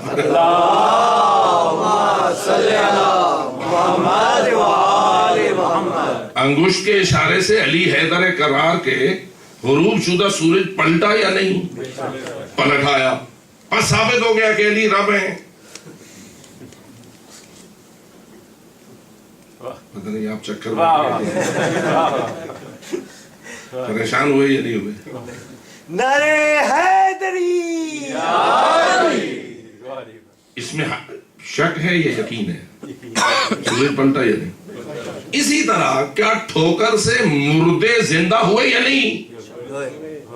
جی ہوئے۔ اب مردے بھی زندہ ہوئے علی کی ٹھوکر سے، انگشت کے اشارے سے غروب شدہ سورج بھی پلٹا، بس ثابت ہو گیا کہ علی رب ہیں۔ کیا خیال ہے؟ دھوکہ دیا جا سکتا ہے یا نہیں؟ جی حجر ہے۔ اس کو حل اس طرح کیا جانا چاہیے کہ ربوبیت اور ہے، معجزہ اور ہے۔ سورج کتنی مرتبہ پلٹا؟ فرض کیجئے 1 مرتبہ پلٹا، چلو 2 مرتبہ مان لو، ٹھیک۔ یہ طلوع غروب کتنی مرتبہ ہوتا ہے؟ یہ روزانہ کا طلوع غروب کس کی قدرت سے ہوتا ہے؟ یہ ربوبیت ہے۔ یہ جو نظام چل رہا ہے، سسٹم قائم ہوا ہے، اور وہ سسٹم اپنی پوری مضبوطی کے ساتھ قائم ہے، اور اس کو کوئی ہلانے کی طاقت نہیں رکھتا. اگر کبھی معجزہ بھی ہوتا ہے تو اس کے اذن کے ساتھ. سبحان اللہ. معجزہ کس کے اذن کے ساتھ ہوتا ہے؟ جو اصل سسٹم کا مالک ہے. وہ پسند کرتا ہے کہ چونکہ یہ میرا سچا نمائندہ ہے، اس کی صداقت اور عظمت کو ثابت کرنے کے لیے سسٹم میں یہ تھوڑی سی تبدیلی آ جائے تاکہ ثابت ہو کہ یہ میرا ہے. سبحان اللہ. اسی کو قرآن نے بے اذن اللہ سے تعبیر کیا. سبحان اللہ. پس موجز نما مانو، رب نہ مانو. جو ہے جو دھوکہ دیا جا رہا ہے آج کل وہ یہ ہے کہ صاحب اعجاز کو رب العالمین مان لیا جاتا ہے. سورہ فاتحہ میں کیا پڑھتے ہو؟ الحمد للہ رب العالمین. کون ہے رب العالمین؟ اللہ.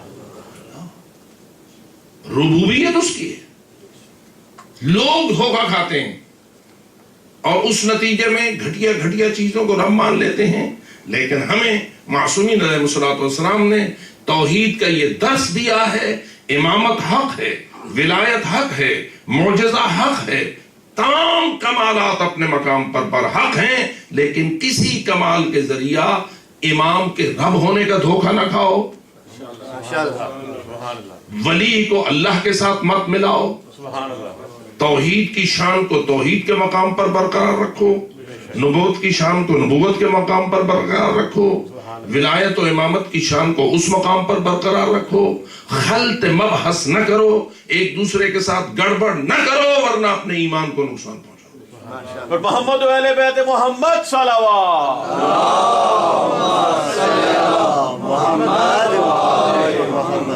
اس وقت ہم جو سامنے بیٹھے ہیں ہم سب مرد ہیں، پردے کے پیچھے خواتین بیٹھی ہیں. بتائیے ہمیں مرد کس نے بنایا؟ اللہ. ہمارے مذکر ہونے کا فیصلہ کس نے کیا؟ اللہ. خواتین کے مؤنث ہونے کا فیصلہ کس نے کیا؟ اللہ. کہ ایسا ہو سکتا ہے کہ کسی اور کو دخیل مان دے؟ سائنس بڑی ترقی کر چکی ہے. علم حاصل کرنا اور ہے، اختیار رکھنا اور ہے. سبحان اللہ. اللہ فقط جانتا ہوتا ہے کہ یہ بیٹا ہوگا یا اللہ خود بیٹے کا فیصلہ کرنے والا ہے. لوگ کہتے ہیں جی یہ بس اچانک ہو جاتا ہے. ہو نہیں جاتا، کوئی کرتا ہے تو ہو جاتا ہے. جیسے اس بڑھیا نے کہا تھا کہ چرخہ میں نے انگلی ہٹائی، چرخہ رک گیا. وہ کہتا ہے تو نے انگلی ہٹائی تو رکنا ہی تو تھا. تو پھر میں چلاتی ہوں تو چلتا ہے نا، نہیں چلاتی ہوں تو نہیں چلتا. یہ تو کیسے کہتا ہے کہ خود بخود چلتا ہے سب کچھ؟ ایک چرخہ خود بخود نہیں چلتا اور ماں کے پیٹ میں بچہ خود بخود بن جاتا ہے. نہیں، ایک سسٹم بنانے والا ہے جس نے ارحام کا سسٹم بنایا ہے، جس نے اسلاف کا سسٹم بنایا ہے. اس سسٹم کے پیچھے اس کی مشیت کام کر رہی ہے اور وہ اپنی مشیت کی گرفت سے کسی چیز کو نکلنے نہیں دیتا. اور یہی اس کی ربوبیت ہے اور یہ اس کی الوہیت ہے. اس لیے میرے عزیز مہربانو، ہم محمد و آل محمد کے سچے غلام ہیں اور ہمیں انہی کے وسیلے سے جو عقیدہ توحید ملا ہے اس میں کسی قسم کی ہمیں ہچکچاہٹ نہیں ہونی چاہیے. اور جو سمجھ رہے ہیں وہ باواز بلند صلوات. اللہم صلی علی محمد و آل محمد. فرعون جو اتنا بڑا خبیث شخص تھا، اس کے گھر میں رہی ہے آسیہ، اور اللہ کہتا ہے نمونہ ایمان ہے. میں کبھی کبھی کہتا ہوں اے خواتین، اگر تمہیں کوئی فرعون جیسا شوہر مل جائے، ہو جاتا ہے ایسا یا نہیں؟ بعض مومنہ قسم کی خواتین کو بدماش قسم کے شوہر بھی مل جاتے ہیں یا نہیں؟ اس وقت اگر وہ سیکھنا چاہتی ہیں تو سیکھیں کہ آسیہ نے فرعون کے گھر میں کیسے گزارا کیا اور کس طرح اپنے ایمان کی حفاظت کی. یہ پہلو. اور دوسرا نام اللہ لیتا ہے مریم بنت عمران کا کہ نمونہ ایمان ہے حضرت مریم. اور حضرت مریم کو ملائکہ کہتے ہیں ان اللہ اصطفاک وطہرک واصطفاک علی نساء العالمین. تجھے اللہ نے چن لیا ہے، تجھے اللہ نے معصومہ بنایا ہے اور تجھے تمام عورتوں پر مصطفیٰ بنا لیا ہے. لیکن آئیے پوچھتا ہوں، مریم اور فاطمہ الزہرا سلام اللہ علیہا اگر دیکھنا چاہتے ہو تو مریم تو ان کی کنیزوں میں سے ایک کنیز ہے. مریم تو زہرا بتول کی کنیزوں میں سے ایک کنیز ہے. رسول اکرم فرماتے تھے اے فاطمہ وہ اپنے زمانے کی عورتوں کی سردار تھی تو عالمین کی عورتوں کی سردار سیدتو نساء العالمین. اور نساء العالمین کا جب لفظ آئے گا تو حضرت حفصہ سے لے کے قیامت تک جتنی بھی عورتیں ہوں گی ان سب کے جتنے کمالات ہوں گے ان کمالات کو اگر ترازو کے ایک پلڑے میں رکھا جائے تو زہرا کی ایک فضیلت کا بھی مقابلہ نہیں کر سکتے. اور میں کہتا ہوں کہ حضرت زہرا بھی آیا رسول اکرم کے کمالات کی جانشین خاتون ہیں یا نہیں؟ اللہ نے ان کو بھی کمالات سے نوازا ہے یا نہیں؟ اگر رسول اکرم نے فرمایا کہ بضعۃ منی فاطمہ میرا ٹکڑا ہے، اور پھر جب فرمایا کہ جس نے اس کو اذیت دی اس نے مجھے اذیت دی، اور جس نے اس کو رنجیدہ کیا اس نے مجھے رنجیدہ کیا، جس نے اسے غضبناک کیا اس نے مجھے غضبناک کیا، ماننا پڑے گا کہ روح مصطفیٰ اور روح زہرا ایک ہے. کوئی بھی ایسا کمال نہیں کہ جو مصطفیٰ کی روح میں موجود ہو اور زہرا کی روح میں موجود نہ ہو، ورنہ تو کہیں تو کوئی فرق آئے. کوئی بات تو ایسی ہو کہ جس میں کہا جا سکے کہ رسول ناراض ہوئے اور زہرا ناراض ہوئی ہے تو ٹھیک ہے زہرا کی ناراضگی غلط ہے اور رسول کی ناراضگی درست ہے. نہ بلکہ یہ وہ واقعات ہیں اور یہ رسول اکرم کے وہ ارشادات ہیں جن کو خود زہرا بتول نے بطور استدلال پیش کیا. شاید آپ کے علم میں ہوگا جب بہت ستائی گئی، بہت دکھی ہوئی، اور پھر مسجد میں خطبہ دینے پہ مجبور ہوئی. نہ دیتی خطبہ اگر امت کی ہدایت مقصود نہ ہوتی، کیونکہ یا تو وہ خاتون تھی جو اپنی چار دیواری سے باہر نکلنا پسند نہیں کرتی تھی. اگر رسول نے پوچھا تھا کہ عورتوں کے لیے سب سے بہتر کیا ہے تو زہرا نے کہا تھا کہ سب سے بہتر یہ ہے کہ وہ کسی نامحرم کو نہ جانتی ہو اور کوئی نامحرم اسے نہ جانتی.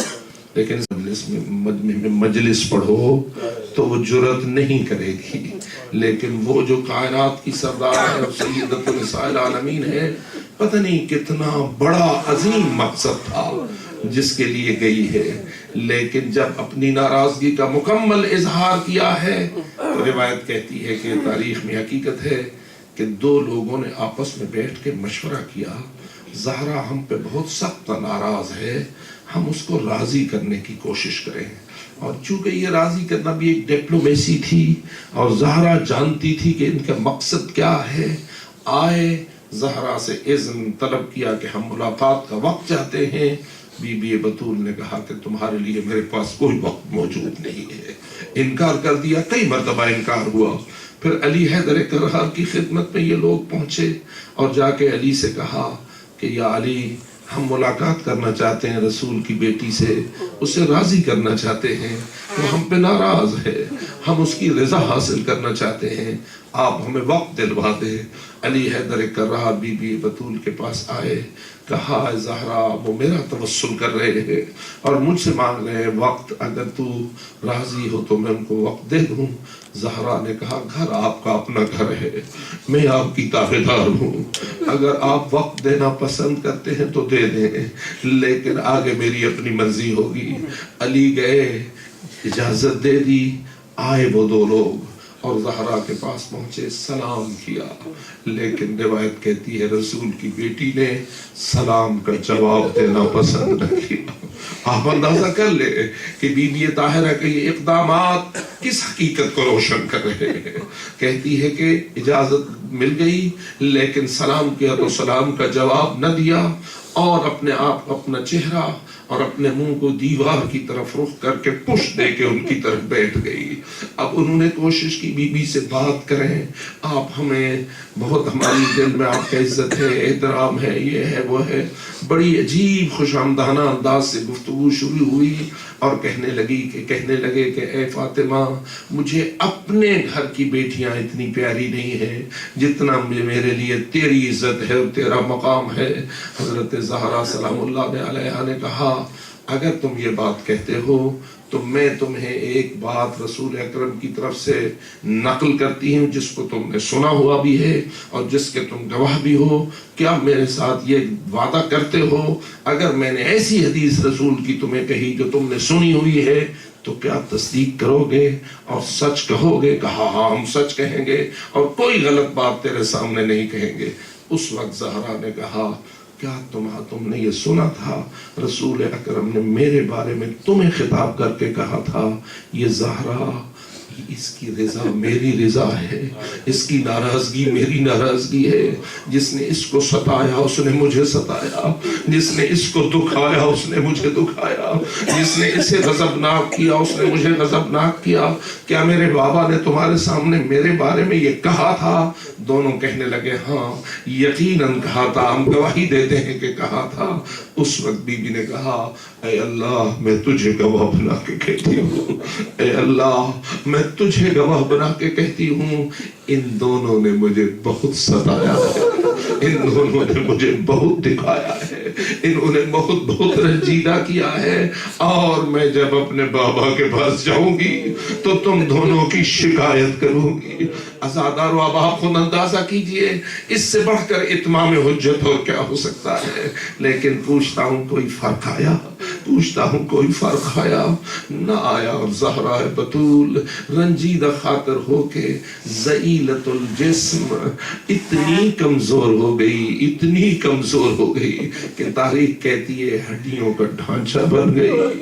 18 سال کی جوان خاتون تھی. صبت علیہ مصائب الونا صبت علی الیام سن لیا. اس منزل تک پہنچ گئی کہ اب چلنے کے لائق بھی نہ رہی تھی، بستر پہ مریضہ ہو کے پڑی رہتی تھی اور علی سے کہتی تھی اے میرے سرتاج مدینے والوں کو میری عیادت کی اجازت بھی نہ دو، میں نہیں چاہتی ہوں کہ کوئی مجھے پوچھنے کے لیے آئے. خواتین آئی تو بی بی نے بڑا شکوہ کیا، لوگوں کو جا کر خواتین نے بتایا، لوگ آئے تو بی بی نے مسترد کر دیا اور اپنی مکمل ناراضگی کا اظہار کیا اور بالآخر اللہ سے یہ کہنے لگی اے اللہ عجل لی وفاتی، اے اللہ مجھے جلدی اس دنیا سے اٹھا لے، اے اللہ مجھے جلدی اس دنیا سے اٹھا لے. آؤ عزاداروں میں آپ سے پوچھتا ہوں صاحبان اولاد بیٹھے ہو، کوئی ایسی ماں بھی تم دیکھتے ہو جس کے 2 چھوٹے چھوٹے بیٹے ہو، جس کی 2 چھوٹی چھوٹی بیٹیاں ہو اور وہ اللہ سے مانگے اپنی وفا؟ معلوم ہوتا ہے کوئی ایسے حالات کی سختیاں تھی. حسنین کی یتیمی، زینب ام کلثوم کی یتیمی، زہرا بتول مانگ رہی ہے. لیکن عزاداروں آخر ایک دن ایسا آیا روایت کے مطابق سو گئی بی بی، خواب میں اپنے بابا کی زیارت نصیب ہوئی. کیا دیکھا؟ ایک موتیوں کا محل ہے جس میں رحمت للعالمین سید الانبیاء والمرسلین تشریف فرما ہے. جو ہی زہرا پہ رسول کی نظر پڑی کہا آؤ میری بیٹی میں تیرا انتظار کر رہا ہوں. زہرا نے جواب میں کہا بابا مجھے جلدی اپنے پاس بلا لو، مجھے جلدی اپنے پاس بلا لو. رسول کا جواب آیا بیٹی آج رات تو میرے پاس آ رہی ہے، آج رات تو میرے پاس آ رہی ہے. خواب ختم ہوا، آنکھ کھل گئی، یقین ہو گیا کہ میری زندگی کا آخری دن ہے، میں آج رات جا رہی ہوں. عزادارو چونکہ یوم شہادت تھا اس لیے جی چاہتا ہے کہ تھوڑا سا تذکرہ بی بی کے آخری دن کا آپ کو سنا دو. اس لیے کہ جس کی بھی وفات ہوتی ہے نا اور ماتم کدے پہ لوگ بیٹھتے ہیں تو عموماً یہی بتایا جاتا ہے کہ فوت ہونے والے کے آخری اوقات کیسے گزرے تھے اور وہ وارثان دلچسپی کے ساتھ بیان کرتے ہیں. اور تو کوئی زہرا کا وارث نہیں، آپ سارے اس بی بی کے غم کے وارث ہیں. آؤ مل کر ایک دوسرے کو پرسا دیں اور کہیں آئے بطول حضرا اے فاطمہ زہرا تیری زندگی کا آخری دن کن صدموں سے پر ہے. روایت کے جملے علامہ قزوینی نے فاطمہ من المہد الی اللحد میں یہی ذکر کیے کہ بی بی اٹھی. اب اٹھی تو ہے لیکن چلنے پہ قادر نہیں, چلنے پہ قادر نہیں. سنو گے کیا ہوا؟ روایت یہ لکھتی ہے بی بی نے دیوار کا سہارا لے آہستہ آہستہ آہستہ چلنا شروع کیا. چلتے چلتے چلتے اس مقام پہ جا بیٹھی جہاں گھر میں پانی کے برتن پڑے ہوئے تھے. بیٹھ کر کیا کیا؟ علامہ لکھتے حسنین کے کپڑے اٹھائے اور اپنے دستے طاہر مطہر اپنے شہزادوں کے کپڑوں کو دھویا. اس کے بعد حسنین کو بلایا, آؤ میرے شہزادوں, میں تمہیں نہلانا چاہتی ہوں, میں تمہیں فاخرہ لباس پہنانا چاہتی ہوں. عزادارو حسنین آئے. عثمان نے اپنے بیٹوں کے سر کو دھونا شروع کیا. جس کو پتا ہے کہ یہ میری زندگی کی آخری خدمت ہے. اب آؤ ذرا کسی ماں سے پوچھ لینا اگر اسے پتا کہ میرے بچے یتیم ہونے والے, میری بیٹیاں یتیم ہونے والی ہیں اور میرا سایہ ان کے سر سے اٹھنے والا ہے, بتائیے وہ اپنے بچوں کو غسل دے گی تو کس جذبے کے ساتھ کس جذبے کے ساتھ ان کو نہلائے گی. اس لیے لکھتے ہیں ادھر سے سر پہ پانی ڈال رہی تھی, ادھر سے زہرا کے آنسو بارش کی طرح برس رہے تھے. یقیناً قلب نازک زہرا اپنے فرزندان کی خدمت پہ رو رہا تھا. لیکن سنو گے یہ حالت جاری تھی, بی بی اس مصروفیت میں مصروف تھی کہ علی اپنے دولت قضا پہ تشریف لائے. علی وارد ہوئے. سب سے پہلی نظر اس بستر پہ پڑی جس پہ زہرا مریضہ پڑی رہتی تھی, لیکن اب دیکھا تو بی بی بطول موجود نہیں ہے. فوراً نگاہ بھائی تو دیکھا وہ بیٹھی ہے جہاں برتن پانی گئے اور اپنے شہزادوں کی خدمت کر رہی ہے. علی بولے اے زہرا تو گھر کے کام کے لائق نہ رہی تھی, کیا آپ نے پھر یہ گھر کے کام انجام دینا شروع کر دیے؟ زہرا نے جواب میں کہا ہے میرے سرتاج, چونکہ میری زندگی کا آخری دن ہے, چونکہ میری زندگی کا آخری دن ہے, میں نے چاہا ہے اپنے شہزادوں کی خدمت کر لوں. علی نے پوچھا کس نے بتایا کہ آخری دن ہے؟ میرے بابا نے مجھے خواب میں بتایا ہے, بابا نے مجھے اس طرح اطلاع فراہم کی ہے. عزادارو علی صدموں سے دو چار ہوئے. اس کے بعد زہرا نے کہا یا ابن العم مجھے تھوڑا سا آپ کا وقت چاہیے, میں اپنے دل کی کچھ باتیں وصیت کے طور پر آپ کی خدمت میں عرض کرنا چاہتی ہوں. آؤ عزادارو, اب ذرا قلب مجروح ہے علی حیدر کرار کا جائزہ لو. بیٹھ گئے بستر پر, دختر رسول کے سر اقدس کو اپنی گود میں لیا اور فرمانے لگے فاطمہ اے بنت پیغمبر کہو جو دل کی بات کہنی ہو, میں بھی وعدہ کرتا ہوں تیرے تمام دل کی باتوں کو پورا کرنے کی کوشش کروں گا. عزادارو اس وقت زہرا نے پہلا جملہ یہ کہا اے میرے سرتاج, میں نے اپنی زندگی کا ایک بہت سارا عرصہ آپ کے گھر میں گزارا, آپ نے مجھے کبھی خائلہ نہ پایا ہوگا, آپ نے کبھی مجھے اپنا نافرمان نہ پایا ہوگا. علی کے آنسو ٹپ ٹپ گرنے لگے, رو کے کہنے لگے تو آیت تطہیر کی وارث ہے, تو یہ تحرکم تطہیرہ کی مالک ہے, تو معصومہ ہے. میں کہتا ہوں علی نے کہا ہوگا کہ زہرا میرے گھر میں تجھے وہ سکون جو تجھے ملنا چاہیے تھا۔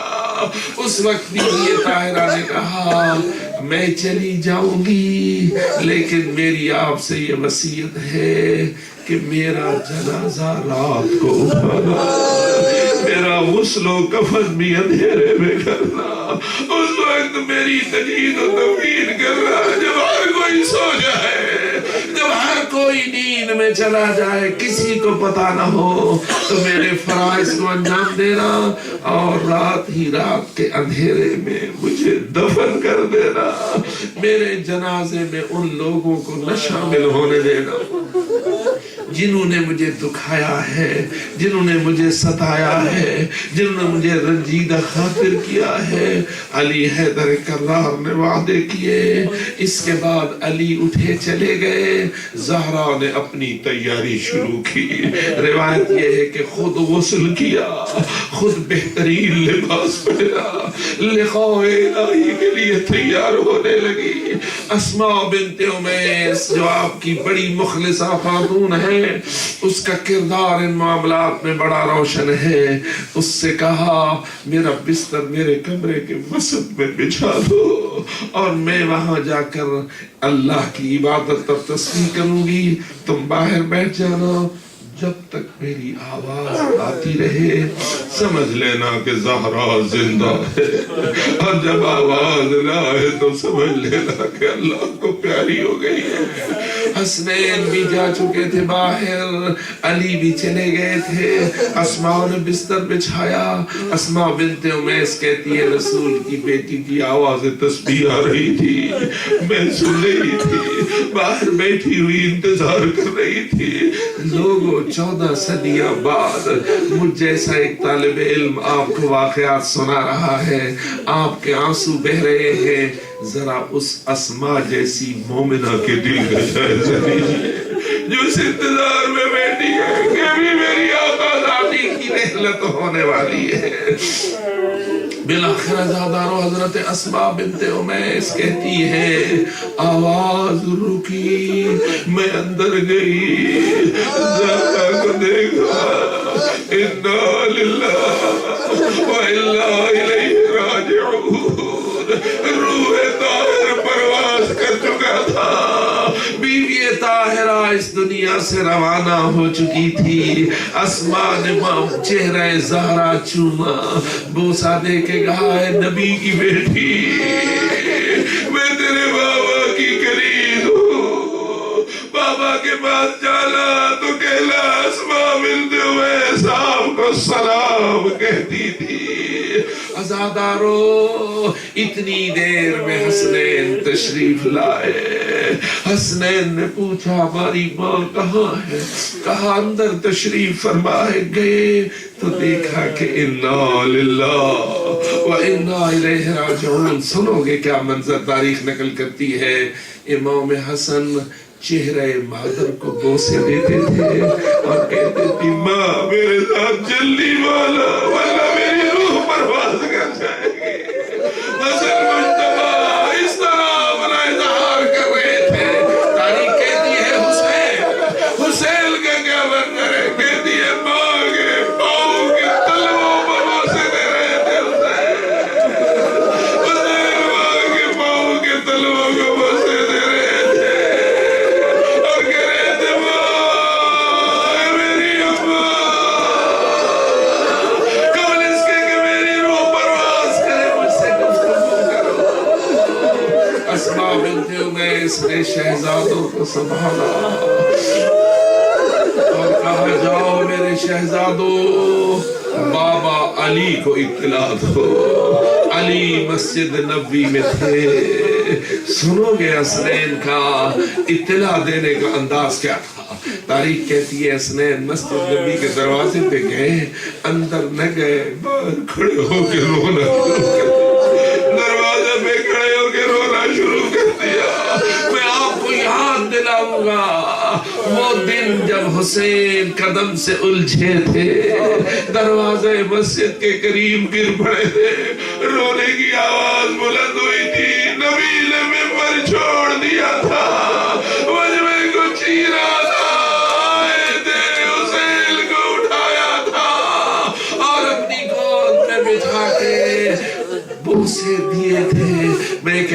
آج نبی ہوتے مسجد کے دروازے پہ حسنین کی رونے کی صدا سنتے کیا حال ہوتا. علی نے جو رونے کی صدا سنی تڑپ کے دروازے پہ آئے, میرے شہزادوں کیا ہوا؟ حسنین کا جواب تھا بابا ما اللہ اللہ وَإِنَّا إِلَيْهِ رَاجِعُونَ, ماں ہمیں چھوڑ گئی. سنو گے علی کے اوپر خبریں وفات زہرا کا کیا اثر ہوا؟ روایت کہتی ہے علی جیسا شیر خدا منہ کے بل زمین پہ گرے ریشی میں چلے گئے علی. اس سے پتا چلا کتنا بڑا سہارا تھا زہرا علی حیدر کرار کا, کتنا بڑا سہارا تھا زہرا علی حیدر کرار کا. اٹھے آئے. روایت کے مطابق غروب قریب تھا, یہ غروب ہو چکا تھا. زہرا کا وصال ہوا, لوگوں میں اطلاع پہنچ گئی, لوگ مسجد نبوی میں جمع ہونے شروع ہوئے. لوگوں کا خیال تھا کہ ابھی جنازے کا انتظام ہوگا, لیکن روایت کے مطابق حضرت ابو ذر دولت قدع علی سے باہر آئے اور آ کر اعلان کیا رسول کی بیٹی کا جنازہ مؤخر ہے, رسول کی بیٹی کا جنازہ مؤخر ہے. لوگوں نے اندازہ لگایا اس کا مطلب یہ ہے کہ رات کو جنازہ نہیں ہوگا, کل صبح جنازہ ہوگا. لوگ مسجد کو چھوڑ کر اپنے اپنے گھروں کو چلے گئے, لوگ آرام سے سو گئے. رات کا اندھیرا چھا گیا. اٹھے غمزدہ علی, اٹھے محزون و مغموم علی, اور بی بی طاہرہ کی وصیتوں کو پورا کرنا شروع کیا. اب کیسے میں بتاؤں کس دکھ سے غسل کے مراحل سے گزرے, کس دکھ سے کفن کے مراحل سے گزرے. تفصیل بہت زیادہ ہے, مختصر کر کے آخری جملہ. عزاداروں بالآخر وہ منزل آئی جب بی بی کا جنازہ تیار ہو گیا, کفنوں میں لپیٹ دیا گیا, حنوط کے مراحل سے گزر گیا. اب علی نے کہا آؤ میرے شہزادو تزودو عن امکو, اپنی ماں کا آخری دیدار, اپنی ماں کا آخری دیدار کر لو. عزادارو علی حیدر کرار کی عملی لفظی روایت موجود ہے. حسنین کا بڑھنا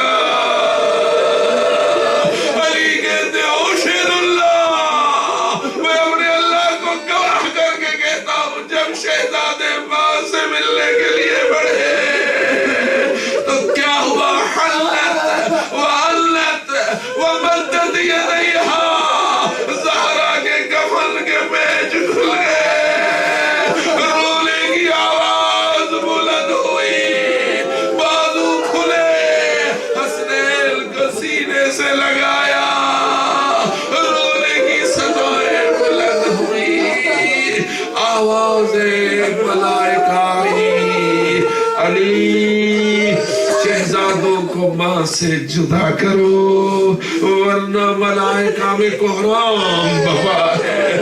علی حیدر کرار بڑھے, بڑے لطف و کرم کے ساتھ, بڑے پیار کے ساتھ شہزادوں کو اپنی ماں کے سینے سے جدا کیا. میں آخری جملہ کے کہا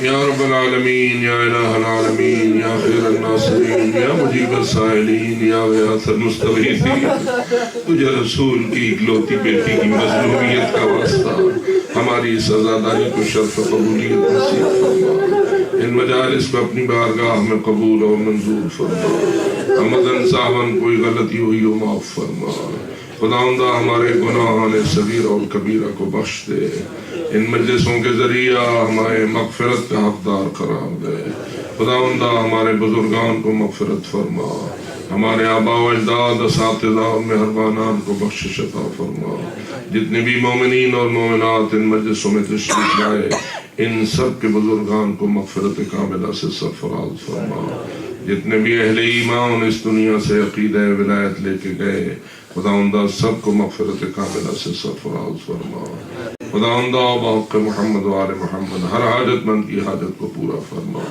ہر صاحب مشکل کی مشکل کو آسان فرما، سیدہ طاہرہ کی مظلومیت کا صدقہ ملت بیضاء مکتب آل محمد کے غلاموں کو ہر قسم کے شر شرور سے محفوظ فرما، شر دشمنان سے محفوظ فرما، خداوندہ جو شہید ہوئے انہیں شہداء کربلا کے ساتھ محشور فرما، خداوندہ جو زخمی ہوئے انہیں شفاء کامل نصیب فرما، جو زندانوں میں ڈالے گئے انہیں رہائیوں سے سرفراز فرما، ہمارے قائد ملت کو اپنی تائیدات سے مالا مال فرما، راہبر معظم کو صحت و سلامتی نصیب فرما اور امت کی بہتر رہنمائی کرنے کی توفیق عطا فرما، مراج اعظام کی حفاظت فرما، علماء حق کی حفاظت فرما، خداوندہ ہمیں اپنے مکتب آل محمد کی صحیح معرفت سے سرفراز فرما، میرے اللہ ہمیں نیکیوں پر عمل کرنے اور برائیوں سے دور رہنے کی توفیق عطا فرما، شر دشمنان و شر شیاطین سے محفوظ فرما، باہمی الفت و محبت و وحدت سے سرفراز فرما، نفاق و افتراق سے محفوظ فرما، اس مرکز عزاداری کے اور دیگر تمام مراکز عزاداری کی حفاظت فرما، جو اس کی خدمت کر رہے ہیں ان کی توفیقات خیر میں اضافہ فرما، سب کے رزق حلال میں وسعت اور برکت عطا فرما، اس سلسلے خیر کو جاری و ساری رکھنے کی توفیق عطا فرما، خداوندہ یہ عزیزان جو محنت کر رہے ہیں ان کی محنت کو قبول اور منظور فرما، میرے اللہ بحق محمد و آل محمد علیہ الصلوۃ والسلام ہر بیمار کو شفا عطا فرما، ہر بے اولاد کو اولاد نصیب فرما، ہر نرینہ اولاد کی تمنا رکھنے والے کی تمنا جلد پوری فرما، ہمیں دنیا اور آخرت کی کامیابیوں سے سرفراز فرما، وقت موت ہمارے لیے آسان فرما، قبر ہماری منور فرما، برزخ و محشر کی ہر منزل میں شفاعت آل محمد کا حقدار قرار دے، جنت کے بلند درجات نصیب فرما، جہنم کے عذاب سے محفوظ فرما، میرے مالک ہماری تمام دعائیں جو زبان پہ آئی ہیں انہیں بھی منظور فرما اور جو مراد قلوب میں ہیں ان کو بھی مقبول فرما، ہمارے مولا کی بارگاہ میں ہمیں سخرو فرما، ان کی نظر عنایت کا حقدار قرار دے، ان کے چہرے نورانی کی جلد زیارت نصیب فرما، آپ کے ظہور میں تعجیل فرما، آپ کی حکومت عدل جہانی کو جلد قائم فرما اور اس زمین کو ظلم و جور و فسق و فجور سے پاک کرنے والی ہستی کو جلد اجازت ظہور عطا فرما، اللہم عجل فرجہ وسہل مخرجہ واکحل ناظرنا بنظرت منا علیہ واجعلنا من المستشہدین بین یدیہ واقض حاجاتنا واکف مہماتنا واشف مرضانا واغفر موتانا بحق الزهراء وأبيها وبعلها وبنيها والسر المستودع فيها وصل عليهم أجمعين وبفضلك ورحمتك يا أرحم الراحمين مرحومين کے لیے